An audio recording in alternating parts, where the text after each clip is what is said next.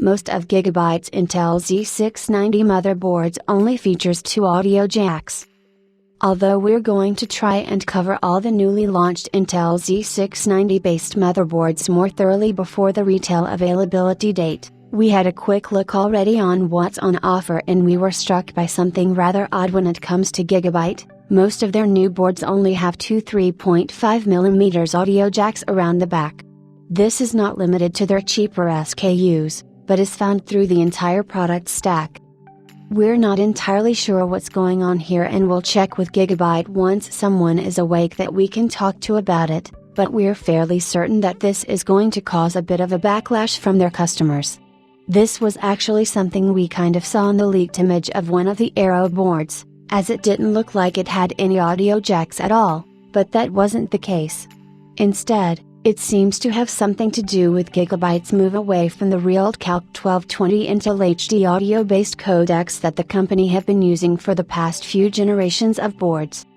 We first spotted this on the Z690 Aorus Ultra, a mini ITX board, and didn't think too much of it, as mini ITX boards often have more limited audio ports. However, it turns out that everything from the fairly entry-level Z690 Gaming X all the way up to the Z690 Aorus Stream has had their ports cut back, although there are models in between that still feature some variant of the ALC 1220 audio codec. Most of the boards appear to feature the ALC 4080, something we've already seen on some Asus motherboards, although Asus offers a full complement of ports on their boards. It should be noted that the ALC 408X is a USB audio codec and as such doesn't appear to be Intel HD audio compliant, if it matters. Some boards only have two 3.5mm jacks as mentioned, whereas others also have an optical S/diff jack, but this can apparently not be used at the same time as the 3.5mm jack, and we're not sure if this requires you to unplug the 3.5mm jack to use the S/diff interface. At least all of these boards sport a front panel audio header, but there are a couple of boards that make this whole change even more confusing. The first one is the Aero G, which in addition to the ALC 4080 features an old and quite frankly poor quality ALC 897 Intel HD codec for the front panel audio header. We really don't understand why, as this is a huge downgrade even from the ALC 1220.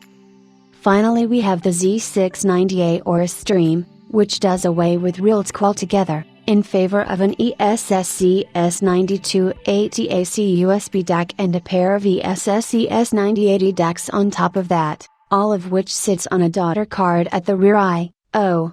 However, this board doesn't appear to have any kind of front audio connector. We'd also expect more than a couple of 3.5mm audio jacks and an optical S/diff out with a setup like this, but apparently that's all we get. What's more, the Z690 Aorus Stream comes with an additional essential USB DAC that could be used for front audio, but which seems kind of wasted considering the high-end audio that the board already sports.